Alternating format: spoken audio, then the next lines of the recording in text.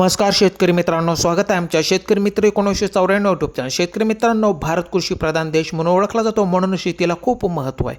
म्हणून शेती हे शेतकऱ्याचे खूप महत्त्वाचे उत्पादनाचे साधन आहे. तर शेतकरी मित्रांनो, आज आपण ऊसतोड कामगारांच्या मुलांच्या शिक्षणाबद्दल बोलणार आहोत. तर शेतकरी मित्रांनो, ऊस तोडणीच्या हंगामात कुटुंबासोबत मुलांनाही स्थलांतरित करावे लागते, त्यामुळे ते शाळेत जाऊ शकत नाही. ऊस तोडणीच्या ठिकाणी मुलांसाठी साखर शाळा सुरू करण्याची तरतूद असली तरी त्या अनेकदा सुरू होत नाहीत किंवा वेळेवर सुरू होत नाहीत, त्यामुळे मुलांचे मोठे शैक्षणिक नुकसान होते. शेतकरी मित्रांनो, मोफत व सक्तीच्या शिक्षणाच्या कायद्याची अंमलबजावणी स्थलांतरित कामगारांच्या मुलांसाठी व्यवस्थित होत नाहीत, असे चित्र वारंवार दिसून येते. मुलांच्या शिक्षणाकडे गांभीर्याने पाहिले जात नाही आणि त्यामुळे त्यांची भविष्याची दिशा भरकटते, असे चित्र वारंवार दिसत आहेत.